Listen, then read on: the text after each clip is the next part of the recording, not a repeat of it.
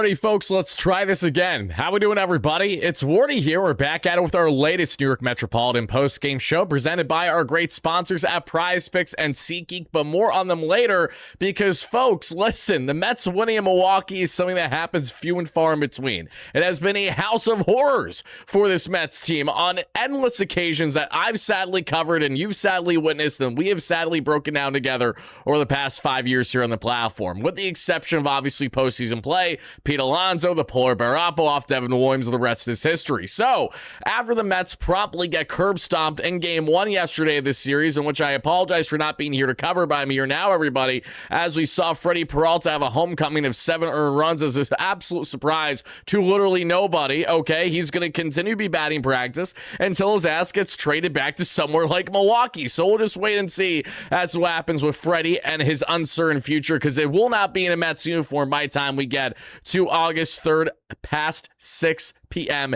Eastern. In the meantime, however, as the Mets were taken down yesterday by some great pitching and an offense that should have had Carson Benz starting, I don't care that Luis Robert's back. Ben should be in the outfield every single day, and that's what I have to say about that. I don't care about the matchups, no nothing. Today, Benj in right, Robert in center, Ewing in left, Soto at DH, Polanco staying on the bench, Jared Young doing his thing at first. The Mets have something cooking. If it wasn't for potentially having Brett Beatty at second base over Marcus Semien, then it truly would have been, in my opinion, the best looking lineup that the Mets could provide so far this season, with the exception of Polanco for the most part, because he has not been locked in, he hasn't been healthy, and Jared Young has been swinging a quality bat for the most part. So, in tonight's breakdown, the Mets not only take down the Milwaukee Brewers that we have to get into by a final score of 4-0, but the Mets had heroics yet again by, yes, you guessed it, everybody, Zack Mother effing Thordon. This kid has been nothing short of stellar for the Mets since getting the call. And if you guys have been following along on the platform, this isn't overly shocking.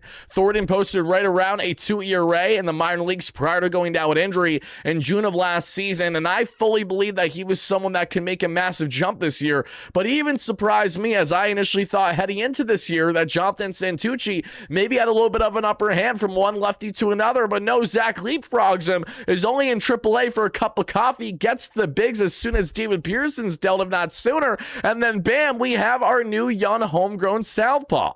And on the same day that David Pearson goes 6.2 shutty for, yes, the Chicago Cubs, you heard that correctly, we come to find out that Zack Thordon, the new young southpaw, goes 6 shutty for the Mets in their rotation. They very well could have won 7 if it wasn't for, obviously, Andy Green trying to make sure that Zach didn't get hit harder than what we saw in that final inning of work today. We're going to get into the brilliance from Zack Thordon to this Mets bullpen. Of course, reading a wheat from Weaver to Raley to Williams. Devin having the homecoming that he certainly wanted on the offensive end. Robert, what does he do?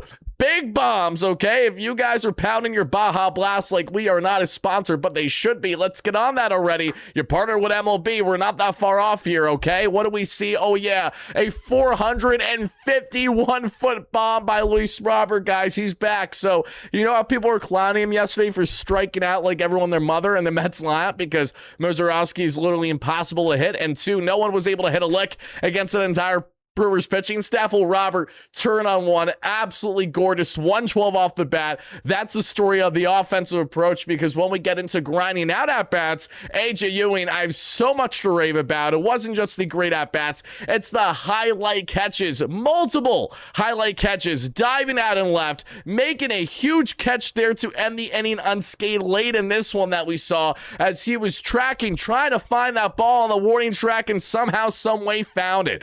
The 21-year-old continues to impress. Carson Benz with a very productive multi-a-day, and the Mets now find themselves only at 43-59 on the season. So not only are we going to break down all that transpired in this Mets victory tonight, everybody, we have to, of course, get into the latest news rumblings as we, of course, have the hiccup. I apologize for that jump scare. That's how you know it's going to be a good show, everybody. We have to get into the latest news and rumor front for the Mets, as we're going to talk more on the trade front with guys like Freddie Peralta in mind, Clay Holmes, Luke Weaver, everyone and their mother in this bullpen, the infield options, along with answering your questions along the way. So hit that like and subscribe button on your way in, everybody. I greatly appreciate it. Let me know all your thoughts, reactions, and analysis from the Mets, of course, taking this one by a final score of 4-0 And as always, shout out to our great sponsor, that being at Prize Picks, everybody, because listen, Prize Picks is here to stay. They're here to show up, and they're officially live and to stay in New York. And folks, Prize Picks has an awesome offer now officially live for each and every one of you.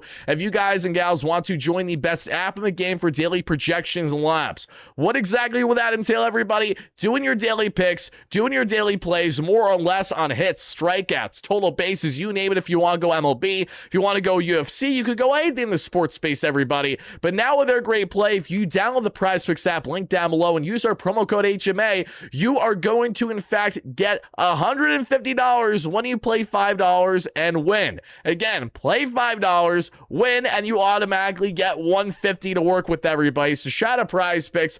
They're always right. And also shout out to SeatGeek, the official marketplace of the New York Mets, everybody. Whether you want it for Mets tickets or anything in the 70,000 active events that they have to choose from, SeatGeek has you covered. Download the app today, link down below, and use our promo code WARDY10, that is WARDY10, for 10% off. Thank you guys and gals kindly for checking out our amazing sponsors. Now let's get into checking out each and every one of you. Heyman posted an article saying Lindor might not go. Goes without saying.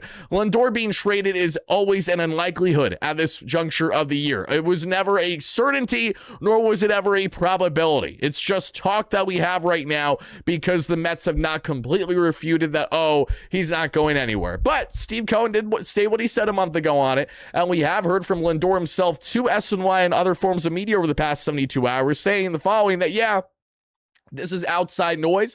This isn't coming from within the organization. That's why I'm not bothered by it. So that is what you guys need to know on the Lindor front, and we're going to talk more not on Lindor, but more on other players that are absolutely a strong likelihood to be part of with, as much as we maybe don't want to see these guys and gals go.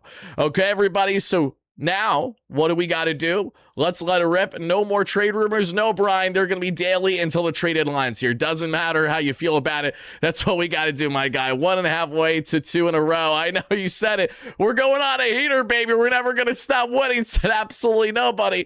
All things Mets talk. Thank you so much for becoming a member again. I appreciate that, Michael Saya, my friend. Thank you so much. I had a private the last live show, Michael, just because we were lagging like crazy, so no worries if you donated. Thank you so much again if you did. Nick, the Met Fanatic, great memory here. Steve, my guy. How are we? Great member here as always. Eduardo, how are you? Great member. Sab, great member. We got our guy Bob Peel in the chat. Ralph, Jason, how are you? The Martyr, how are you? We got our guy Robert in the chat. SMD, great member. Moto, Condi in the chat. Jonah with the $2 holla. Damn it, let's get this dancey dance going. You said it, Jonah. NY Committee. All you guys. Snow Wheezy, how we doing? Michael in here. We got our guy in the chat. We got the Real Baby Stat, how you doing? We got Scoop, how are you? We got Drama Kane. Everyone hit that like and subscribe button on your way. And Fred Perez, great member. Stephen Kelly, great member. We got a bunch of Steven Supa in here. How are you? Thank you so much for being in here. Appreciate you always. JTB, great member. Now, folks, Steven with the $2 holla right here. Thank you kindly for that. Before we break down this ball game, all the key details, along with getting into the news and rumor front, everybody, let's let it rip as we always do with the one, the only, the official. Yes, you guessed it, folks. We got to let it rip with the one and only WardyNYM post-game jingle.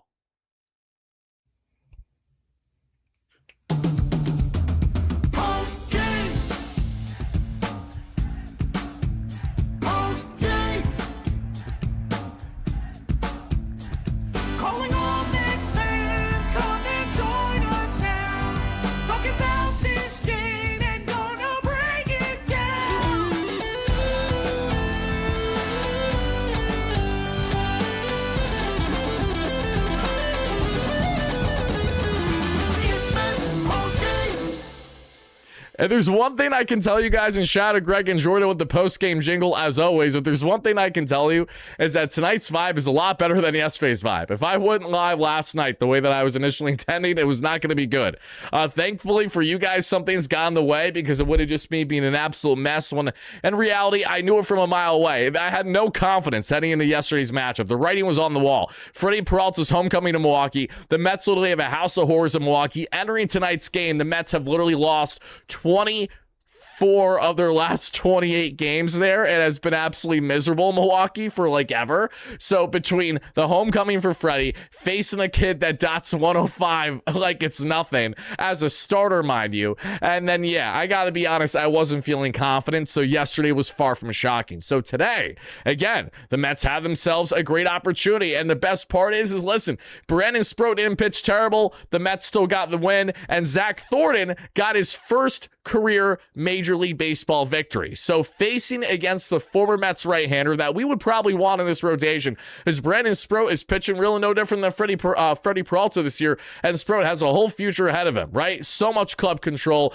That trade is aged like milk already because Brandon Sproat just going the 5 solid innings that he did against the Mets today, allowing 1 earned run, as a more impressive start than Freddie Peralta's pretty much had for the Mets beyond like 2 starts this season, genuinely. And the best start that Brandon Sproat has had this year is a more impressive start than Freddie Peralta ever had for the Mets this year. The best start that Sproat had, I think he went at least 7 dominant shutty innings against the Cincinnati Reds over this past month. If I'm not mistaken, don't quote me, but I'm pretty sure on it. So I miss Brandon. I would love him back. And listen, if the Mets are actually going to find themselves trading a guy like Freddie Peralta back to Milwaukee, do whatever you can to get Brandon's ass back here. Listen, it would be fitting. The Mets drafted Brandon Sproat twice, for those that are unaware of that. Twice. You heard that correctly. The Mets drafted him initially. He said, nah. Then they drafted him again, and they paid extra to draft him again. And he said, okay, fine. I'll sign with you. You guys clearly want me, okay? So now that the Mets trade him away, maybe third time's a charm, everybody. Maybe snip, snap, snip, snap, snip, snap. Let's get our guy and Brandon Sproat back. So as we're going to now break down what you guys and gals need to know from tonight's victory, I do also want to let you know how impressive not only Zack Thordon was in this, but truly what he is doing to kind of rewrite already Mets history for Southpaws. This is 18 consecutive innings in which we saw Mr. Zack Thordon pitch scoreless innings, okay? That is the longest streak for a Mets starter since 2016. We are talking about a literal decade. And how fitting that the last pitcher to do that for the New York Mets was going back to 2016 by Southpaw, of course, and Steven Matz. The Long Island native went all the way to 19 scoreless for the New York Mets during that year. So, Zack Thordon entered the fold, a young stud of a southpaw, the first young southpaw in this rotation since David Pearson made his Major League debut in 2020 short season in Boston on that mound in Fenway and helped the Mets beat the Red Sox that day. Now Zack Thordon, the next man to get the torch passed from the John Neeses to, of course, the Steven Matzes to the David Pearsons. It is now Zack Thordon's time to shine without the H because he just took it off his first name. I'm not joking. It's how Peter Alonso went from Peter to Pete. Now we got Zach with the H to Zach without the H. All I know is no H, no problem for Zack Thordon.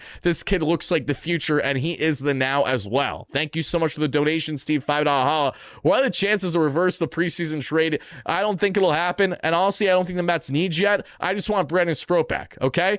Just give me Brandon Sproat back, and we'll call it a day. Okay? The kid, $2 holla. Zach is like David Pearson. Pearson didn't suck. That's fine. Well, here's the thing. Here's what's so impressive about Zack Thordon. We're of course going to break down everything that worked for him today, but just in summary, how good Zack Thordon pounds the strike zone is what you got to love about him. He is constantly working quick counts, constantly pounding the strike zone, constantly dotting the outside corner to those righty hitters, which is something that we've seen a guy like David Pearson terribly miss on location before. He was a fly ball machine today as well. Zach is not your typical ground ball merchant the way that David Pearson was. No, Zach relies heavily on a great defense around him, which is what made Benj, Robert, and Ewing all the more important, helping the Mets to get a total of 14 flyouts in today's victory. So lots to be encouraged by with not only Zach's quick approach, but his effective approach in pounding the strike zone, something he and Christian Scott have in common. Then you have Noah McLean, who not just pounds the strike zone, but he's so disgustingly good that he can constantly miss purposely out of the strike zone with that nasty horizontal movement, with that disgusting sweeper down and away those damn righties. He's just a man possessed. That's why he had 10 punchies just a couple days ago. Nonetheless, let's break it down because I'm excited. Zack Thordon was a stud today, and we actually have some positives both on that and the trade front. So the ball game begins. AJ Ewing strikes out swinging. Juan Soto gets on with a walk. Color me shocked. Then we go on to see Bo Bichette strike out. Lindor then works a 2-out walk, setting the plate here for Carson Bench. 2 on, 2 away. And what does Bench do? He sadly lines out to end the inning. We had the bottom of the first. Jackson Trio gets on with a leadoff knock. That would be all she wrote, however, because after William Contreras' 2-out walk, we see, a 1-out walk, we see an inning-ending huge ground ball double play early. Marcus Semien back to Jared Young, Andrew Vaughn, the former teammate of Luis Robert, and Mike Tauchman, who's working his way back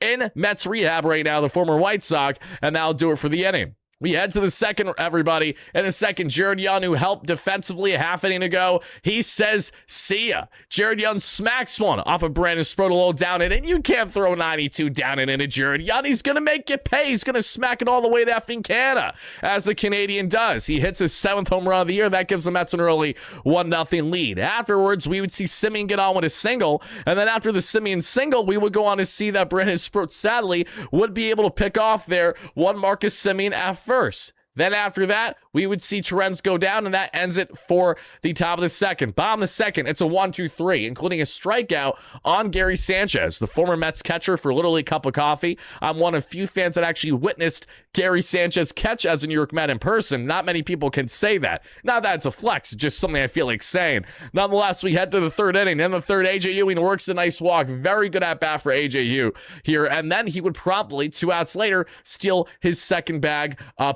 his 11th bag of the season. Lindor would strike out swinging, but the Mets are trying to get something cooking here. And speaking of cooking, A.J. Ewing, great at-bat, even better defense. He makes a gorgeous sliding catch and left that we would see for the second out and the 1-2-3 inning for Zack Thordon. Zack was pumped up. He's amped up as they get into the dugout. We see Carson Bench lead things off in the fourth with a knock of himself. Then Luis Robert gets on the force out. He bolts down the line, and he is there safely. Afterwards, Jared Young gets on with his second hit of the day. This time, a single, a homer, a double, and a triple shy of the cycle. We see Semien and Torrens do nothing, however, and the Mets now head to the bottom of the fourth, where, yes, you guessed it, another 1-2-3 inning today for Zack Thordon. In the fourth, we then go on to see the following. As with 2 outs, Bo Bichette works himself a walk. Then after the walk, Francisco Lindor smacks his 5th double of the season, puts runners in scoring position for the Mets. Second and third, here comes Carson Bench, trying to help the Mets, who have been in a bit of a funk the past number of games with runners in scoring position. They had a streak of doing really well. Now they're not doing so hot. Well, today, Carson Bench says, let's improve that just a bit. Bench smacks one, a drive and a pair, everybody. He gets in the second with his 13th double of the season. We see Carson Bench now, 13 doubles, 40-plus RBIs on the season. Mets have a 3-0 lead. And WardyNYM smacked his 10th home run of the season for the Texas Rangers today that we saw. It was an Oppo bomb early in his ball game for Texas. Nimmo has a right around 260 average this season and 40 or so RBIs. Bench, same thing. So, I just want to say it's nice where I understand there's a lopsidedness in talent from Nimmo to Semien. I don't disagree. But at least this has worked out so swimmingly for the Mets outfield, if that makes sense. For all things that we have criticized with what hasn't worked right, WardyNYM never really had a proper fit on this team heading into this season as is. And Carson Bench has filled in his shoes without issue. He's batting 263 with a 722 OPS. He has at least, I think he has at least 10 home runs already this season or close to, right? Yeah, I really think he does, right in that category. And then you got A.J. Ewing already with 7 home runs, and he has just under 800 OPS. Again, a lot of things to nitpick about what has been a sorry-ass season for the New York Mets. But when it comes to their outfield, thankfully, that is not one of them at the moment, which is a nice thing. Bench makes a 3-0. Robert strikes out swinging, but he would make up for that later on in this one. We then head to the bottom of the fifth. It's a 1-2-3 yet again, this time for Zack Thordon. We then head to the 6th inning, where Luis Torrens gets on with a 2-out knock, because of course he does. A little 2-out hit for Louis. Then A.J. Ewing, fantastic at-bat, gets on for the second time today, this time with his first hit. Bo's defense has been fantastic. Nick the Met fanatic, I 100% agree. Bench is at 11. Thank you. Even better. Again, I shortchanged him, so I'm not complaining there. Thank you so much for that. We then see, sadly, Juan Soto strike. Not a good at-bat for Juan. Not a good at-bat for one. That's one he wants back, and that's one I want him to have back. Mets had runners up the corners, 2 outs, and Juan would strike out on the foul tip. He didn't have a good read that at-bat. We had the bottom of the 6th inning. Cooper Pratt just gets on there with a single, just out of the reach of the dive that we saw by Carson Bench, right an inning or so after we saw A.J. Ewing make a gorgeous dive and left for an out. Joey Ortiz then smacks a single, and then here it goes. Jackson Trio called out and strikes. He's caught looking, second punching of the day for Zack Thordon. Then we go on to see Torrens get a little bad fundies for the Brewers. First, it's a dotted outside corner that isn't caught properly by Torrens. Should have been strike 3. Instead, gets behind him, hits off the ump, but it's still in range for Torrens to go and grab quickly. Torrens chucks it to second, and we see both runners go in different ways. So one runner goes back to first, and the other goes to third. The runner to third, and he's out. Mets get the force out there at third, which is huge, and then Bryce Terrain flies out as AJ Ewing is tracking. He's spiraling, he's spinning, and he's snagging. A huge final out of the inning as the Mets then head to the 7th. In the 7th, Francisco Lindor with a 1-out knock, but he is promptly called out that we would see at second. He tries to steal a bag, but to no avail. A perfect relay there to second by Gary Sanchez, who had a fat smirk on his face looking at his former teammate for a hot cup of coffee, as we then head to the bottom of the 7th inning. At the bottom of the 7th, it's Luke Weaver's time as Zack Thordon's day is done. 6 innings, 80-plus pitches, dominance, no earned runs allowed. We'll get into Zack Thornton's final line grade here, everybody, because I want to know yours once we get there, but not yet. We will get there shortly. Here comes Luke Weaver. Dreamweaver. I'm going to miss that man so much when he gets traded, because you know sure as hell he's going to get traded at this rate. Contreras, ground out. Vaughn, fly out. Mitchell, ground out. 1, 2, 3 for the man with a right around a 2 ERA. We've now head to the 8th inning. Luis Robert gets a little 93 heater inside, and it is demolished. Absolutely disgustingly demolished. 451 feet to left. It felt like it was 500. That went into one of the deeper part of the ballparks in all Milwaukee to the left side from righty hitter. 112 off the bat. The hardest hit baseball by New York Mets today. Welcome back, Luis Robert. 3K day yesterday. Who gives a rat's ass? That's in the past. Today is the now, and that's our present. Luis Robert is our star of the game. Big homer there for Robert to add nice insurance for the Mets. Puts them up 4-0 with his 3rd home run of the season. Afterwards, we would see Luis Torrens get on with a 2-out knock like he promptly does down the line, this time Oppo to Laura, and nothing else happens that inning. However, fantastic work by Robert, who just showed you, again, just that little sliver of power, exactly why you have to have some optimism with Robert when this guy can stay healthy. He can be such a force for you when right, but I understand we could say that about literally everyone that has not been consistent for the Mets. So I'm not going to sit here and say that's going to happen with certainty. I just hope it does, because I've always been a Luis Robert fan.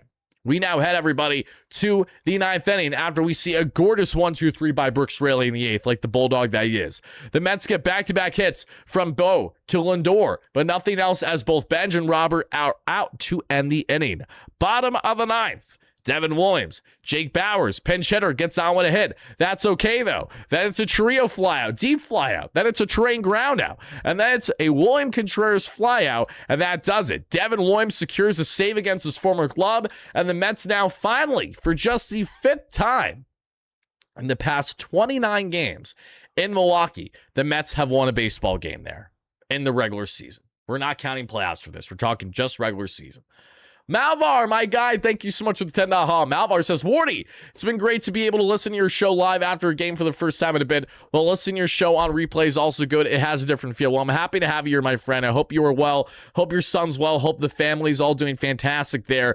LFGM, my guy, thank you kindly. $10 haul. Shout out Malvar, amazing supporter here on the platform. One of the many amazing Mets fans that attended the 2026 Wardy Day from June earlier this summer. Now, folks, let's get right into this. And let's talk about the stud muffin and Zack Thordon, okay? Again, the Mets have something really cooking here with their rotation. And as we now are in the second half of the season, it goes without saying that we have an emphasis on talking about the young player evaluations for the Thordons, the Scotts, the McLeans of the world, the Ewings, the Benjes, the guys that we know are going to be forces here for 2027 and beyond. This is what Andy Green's bread and butter is. He's had his hands all over these players over the past couple of years. That's what's made him so good in player development. That's why Andy will not only thrive in this interim manager role with these young players, but he will continue to thrive in that player development position once he's back in the Mets front office for 2027. Thordon was tremendous today. He doesn't need the velocity to have the success because he's unbelievably accurate dotting those corners, and he works quick counts, and you could tell that the Brewers were kind of flabbergasted how to handle him. He retired 13 straight batters at one point in this ballgame. Again, Zack Thordon is the truth, everybody. If you don't know, you're going to know soon enough, okay? He threw the kitchen sink. He threw the cutter the most, at 35% on the arsenal. Sat 88, was right around 2,400 on the spin rate. Forcing fastball 21% of the time that we saw right around 93 and right around 2,300 on the spin rate. rate. Sinker, 20% on the arsenal, right around 93 and right around 2,300 on the spin rate.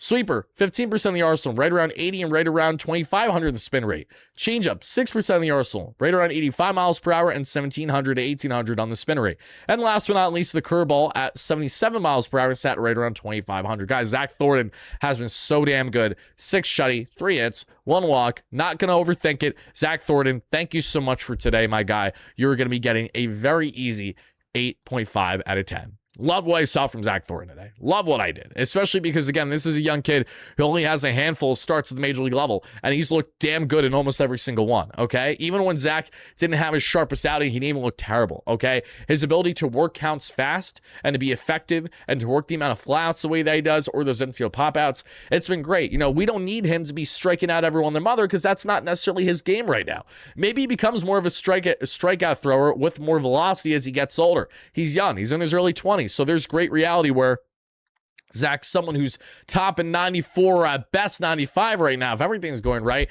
maybe this is a guy that over the next couple of years we can see him extend that velocity more in the echelon of 95 to 97 instead of being anywhere from a 90 to 93, 94 guy. So I'm really bullish when the Mets have not only pitchers that are homegrown talents, but are ones that are clearly showing their dominance and commanding the strike zone. That's such an important thing for young pitchers, and Zach clearly has an edge, and that goes in hand as to why the Mets have thrived so quickly in developing him over the past calendar. He's skyrocketed through the Mets farm, just like Noah McLean, you know, and he's doing it at a rate now that you have to be very happy about because he's filling the shoes of David Pearson seamlessly, if not greater than what David was giving us at any point this season. So from Zach, I'm giving an 8.5 out of 10. I would love to know your thoughts in the live chat, everybody, so go ahead and do that. How would you grade Zack Thornton's final line today? And the comments down below. And to the Mets bullpen, from Weaver to Raley to Williams, Mets pitching staff was fantastic today. They allowed no earned runs, so they're going to get a 9.5 out of 10. You just don't get a 10 because at the end of the day, it wasn't a no-no. It wasn't a complete game shutout in the sense where you gave up literally, you know, one hit, like a kind of a one-hitter type of thing. It was a fantastic game, but the Mets still allowed a total of 5 base runners. So that's why we're not fully at, say, a 10 out of 10 type of thing. Now, on to the Mets hitting, where the Mets, again, had another day where they put the ball in play a lot. They hit the Brewers 13-4 in this one, a nice bounce back from a rough day yesterday. And they also went 1 for 9 with runners in scoring position, so they're still absolutely dreadful in that category over the past north of a week now. 11 runners left on base today, but the Mets are doing still a good job on putting the ball in play as much as they are. That's nice, and you see the length in this lineup. The only thing I don't like is that Marcus Semien had no business starting today. Brett Beatty should have been starting every day of the week at second base for the Mets, if not Jorge Polanco, because Polanco has played second in the past, but he's really more of a DH first base profile than anything else at this point in his career, especially because he's been broken all season long. Beatty's had to hit what feels like every game for the past 2.5 weeks. I don't know why we're not playing him in a favorable matchup today against Spur, who he knows really well, a guy that he's matched up against a lot over the past couple spring trainings instead of a Marcus Semien, but because, of course, Marcus is getting paid the big bucks, we got to throw his veteran ass out there. That's just a frustrating reality to what is, you know, a not ideal circumstance, where if I think you had Beatty in there, this is probably the best looking lineup you could have, with the exception of maybe having Alvarez in over Torrens. But I wasn't even complaining about Torrens because this lineup is deep. Look at this. This is, I told you guys this. There's gonna be aspects of this lineup, that post-trade deadline, even if should the Mets sell big, they are going to be encouraged by. There's a lot to like about when you look at this, from Ewing to Soto to Wainwright, Bichette obviously to Lindor, who's finally starting to turn it on, to Benj obviously, to Robert if he can be effective. Jared Young has been rock solid for the Mets, pushing north of an 800 OPS. He's currently at a 761 batting 250. Not terrible at all. Ton went from Doc to Victor Zomp. I wouldn't give up on Ton too early. He's got a lot of work to do. He's only like 22 years of age, mind you,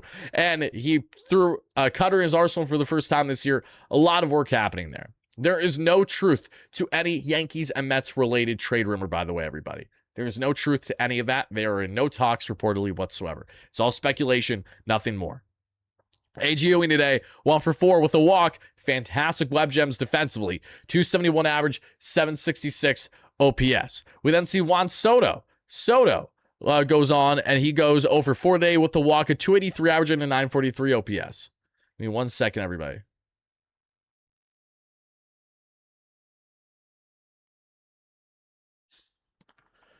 Bo Bichette, 1 for 4 with a run scored, 256 average, 678 OPS.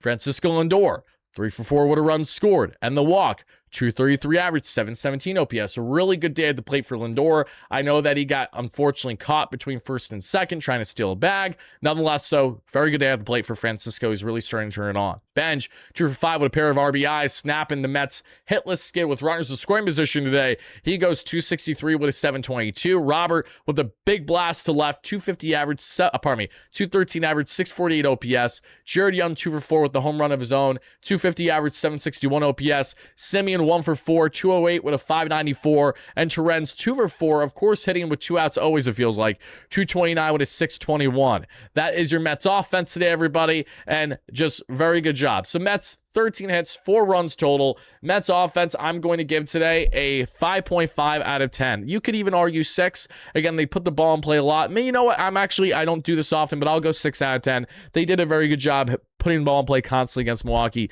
They failed miserably to score with runners in scoring position consistently today, but it doesn't change the fact that they had a very solid approach with constantly putting that ball in play. I appreciate that. I'm going to go 6 out of 10 on the Mets offense, everybody. Now, as we hop back to the main slide here, everybody, let's get into our final topic of the day, because this was a nice victory for the New York Mets. Obviously, we're not at this juncture in the season focused nearly as much about the Mets winning and losing ball games as we are about individual performances, and also the value and the expectation that comes with the inevitable trades that are going to happen from now up until August 3rd. So as we talk trades, let's hop right into this discussion, everybody, because this is what's going to wrap up our show now. And then here's what you need to know. Francisco Lindor is not someone that the Mets intend on trading. We know this. There are obvious reasons for this. But because of the fact that Lindor hasn't been in that untouchable category reportedly through media, as has been the case with guys like Christian Scott, Noel McLean, of course, AJ Ewing, Carson Bench, Juan Soto, those types, because he has not been technically in that same category, that is what has prompted a lot of this discussion. There's been a lot of media and fan outcry about Lindor one way or the other. A lot of people think that this is now the end for Lindor as a Met from the standpoint of being a productive player again, because he's had an injury-plagued season. I'm under the impression, I will stand on this, that I do think that this is still the beginning of the end for Lindor's tenure as a Met when it comes to, I will not be shocked if he's traded in the offseason, but I think that has more to do with the Mets wanting to change things about the team than it is about his performance. And I will talk about that more as we get into the offseason, because in the meantime, the Mets would have to get a unbelievably, stupidly big offer to trade Lindor right now, and that isn't going to happen. And they don't have an immediate replacement for Lindor at short unless he moved Bo to shortstop, when Bo is not a good defensive shortstop whatsoever, and 2, he's looked really comfortable at third base. He's actually looked really, really good at third base. You be quiet where it's such blasphemy. Michael, no, I won't be quiet. We're going to talk about it. You might not agree with it, but it's factual, okay? At the end of the day, these things start to pick up for a reason. And when it comes to Lindor, I don't want to see him traded. I don't think he's going to be traded at the deadline, but I do absolutely think that as we get into the offseason, it's going to be a completely different animal of a discussion. What Lindor can do to change that from now up until then, obviously, is to obviously perform. And I agree, you shouldn't trade your star players. I 100% agree. It's not about me wanting, it's about me telling what's likely going to happen here. And for the Mets, they don't just want to trade Lindor for the sake of trading him. They know the value he brings. They know he can help a winning team for next season. And they don't want to eat his contract, which I don't fault them for either. So there's already layers to suggest why trading Lindor is an uphill battle. But when it comes to nipping the butt more than anything, the potential of Lindor being traded, all Lindor needs to go and do is play. Like, it's as simple as that, okay? He's had mental errors and hiccups in ways that he's never had in his career this season alone, and they have been prominent versus years past. If Lindor can show his ability to lock in, be the leader we know he can be, and be someone, obviously, that can lead by example with performance, again, performance heals everything. Winning heals everything, but at the end of the day, Lindor, even if he has an MVP run in the second half, is not going to be able to get the Mets to the playoffs. I mean, I doubt it. Even as great of 2024 run that it was, it took more than Lindor still. So, for me, I look at Lindor and I say, hey, go out there, perform, play your game, be yourself again, end the season with your typical numbers in the second half, and then there's a strong reality you will not be going anywhere. So it's really a performance thing, and the Mets also would not want to trade low on Lindor either. So with him not having great numbers so far this season, it's not at all a likelihood that they would go out of their way to trade him right now. So for what has been a lot on the Lindor trade front over the past number of weeks, nothing is substantial in there being a reality in which he's dealt from now up until the deadline. A lot of it is more just speculation and just knowing that, the Mets aren't completely writing it off as a possibility. But just because they're not writing it off doesn't change the fact that it's easier said than done to actually make that happen, okay?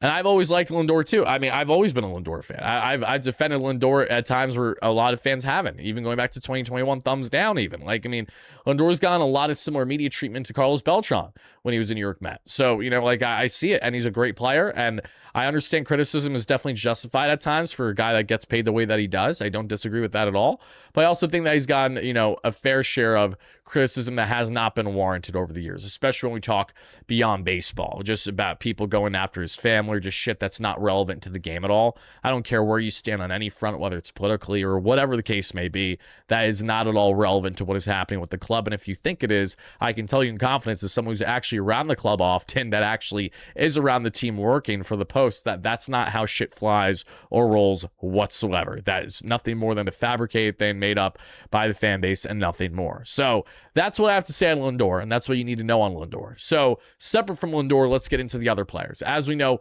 Clay Holmes is a hot commodity heading into this year's deadline. He has a rehab outing in just the next couple days, and he's also someone that the Mets do not want to part with. But while the Mets do not want to part with him, he obviously will have a high price. And if a team is willing to meet the Mets at that high price, he could in fact be parted with. And one of the teams that is in the market for Clay Holmes, as we know, is the Chicago White Sox. The White Sox are just one of multiple teams that have been keeping tabs on Holmes to this point. And Clay, as we know, coming off of a 165 plus inning season, right around a 3.5 ERA, in his first full season as a starter since 2018 during his time in Pittsburgh. Clay was great in his first year in Queens, transitioning from a reliever to a starter. And he's someone who was looking stellar up until Spencer Jones fractured his leg there in the Subway Series a couple months ago. Clay is someone who's already voiced to The Athletic, our friend on the platform, Will Salmon, that he does not want to be parted with per se, and he also is open to a midseason extension.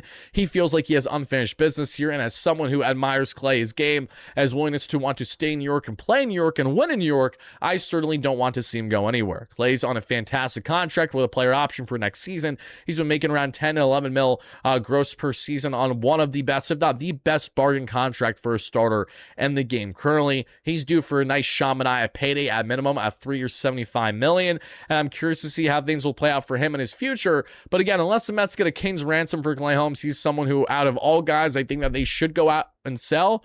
He's one of the few where I don't agree with that notion or sentiment whatsoever.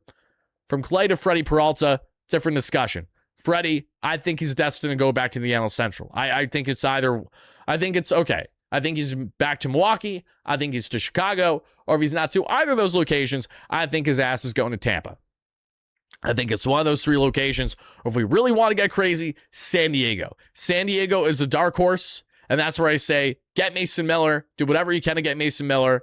Don't play any money in order to facilitate trades. Yes, Danny, we've talked about this already, my guy. Great member. Happy to have you in here. Rebecca, great member. But I think the dark horse pick is going to be San Diego. The logical fit for a team that has dealt with Stearns a lot the past couple of years is the Tampa Bay Rays. And teams that I think are just the obvious writing on the wall for clear fits is either Craig Counsell rekindling his relationship with Freddie in Chicago at Wrigley, or Freddie going back to Milwaukee, the team that knows him best. He gets himself back to where he needs to be. He helps them on their playoff push the second half now that Brandon Woodruff is out long-term with his shoulder injury. And then you go on from there. Give me 1 second, everybody. Just give me 1 second.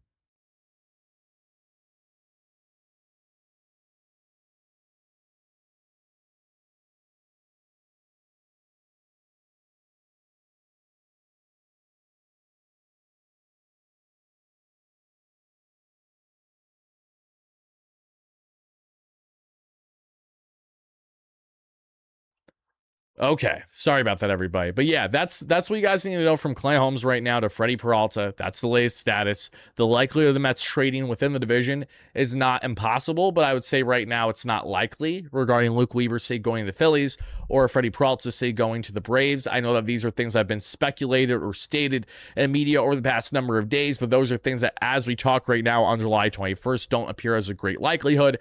Infielders interesting discussion. Obviously, Brett Beatty's been having chatter. There are contending execs, according to SNY's Chelsea James over the past couple days, that are planning to, at minimum, check in on Beatty and his availability. The Mets supposedly have a fairly decent value for these infielders, but again, you can't be shooting for the stars for nothing short of mid, and that's what they are in Brett Beatty, Mark Vientos, Ronnie Mauricio, and honestly, the guy who should have the most value just from a performance standpoint right now, but won't because of club control standing, is Jared Young. Jared Young is the best infield options that the Mets have to part with.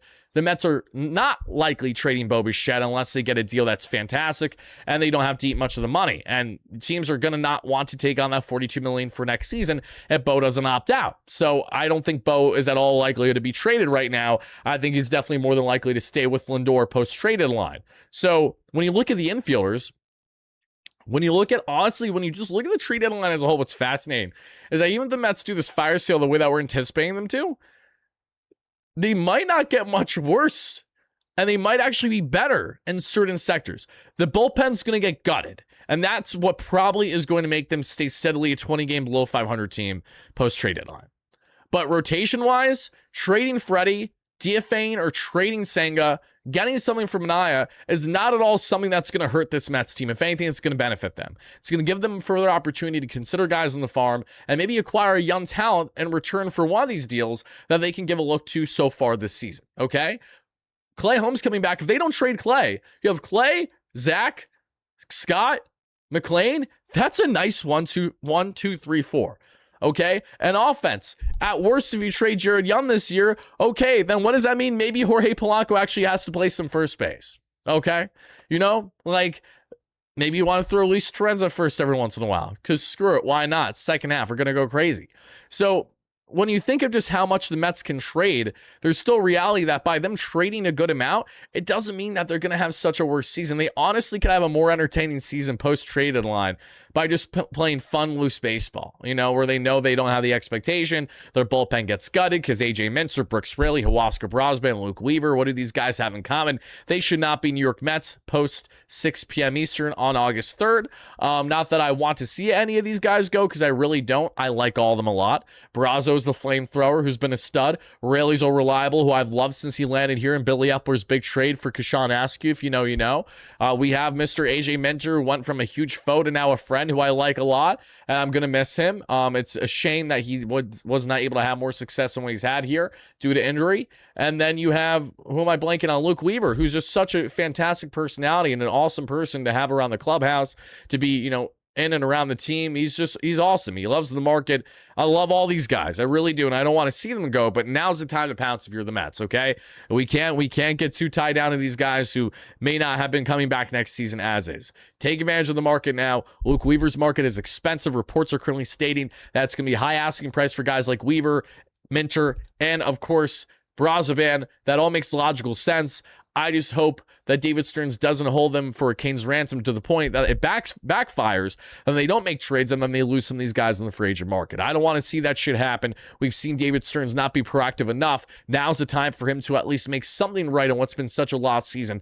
Go ahead, make the right moves, and build towards a more contending fashion in 2027. You can recoup the assets for the bullpen in an offseason. You can also just add a starter at most 2 in the offseason. Your lineup is probably not going to need a lot of changing heading into next year realistically, as long as they can just stay in effing float and stay healthy. Yeah, maybe you want to add like one true certainty at first base. Maybe you want to go that far, sure. But everything else, though, doesn't look terrible. Second base, you can still figure out potentially in-house if you wanted to bounce AJ from the outfield to the infield. I know, though, I wanted more in the outfield than anything else because he's looked so damn good there, right? So I understand, but the point is, it's not like the Mets have to do this huge overhaul with their lineup. It's not like they have to completely flip their rotation upside down. They just need to add 1 or 2 guys at most for the rotation, probably 1 bat for the lineup, and the bullpen you'll have to recoup and rebolster, but that's something that can absolutely happen in an offseason. You know, relievers are so fickle. Now, are you going to get a bullpen that looks as good as it's looked this year, next year? Probably not. If you somehow, some way pull off a trade for a Mason Miller, that's a different discussion. But in order to do that, you got to trade Freddie Peralta, and you got to give up some really good assets to the Padres, okay? Padres want immediate starting pitching now. Give them Freddie, give them more along with that, and then give them Freddie, give them Manaea, throw Manaea's ass back to Cali. He was already there in San Diego. Padres fans hate him because he kind of, stopped caring a bit. Throw him back, let him redeem himself. He's been in Oakland. He's been obviously in San Fran. He's been in San Diego. He's a Cali guy. Just throw him back there, okay? You know what? Just toss Senga in. Mets don't want to eat money. Screw it. Just eat it. Just eat it. There's like nothing left. Just eat it, okay? Just eat it. Just eat. Have the contract for the rest of the season. Just go ahead and do it.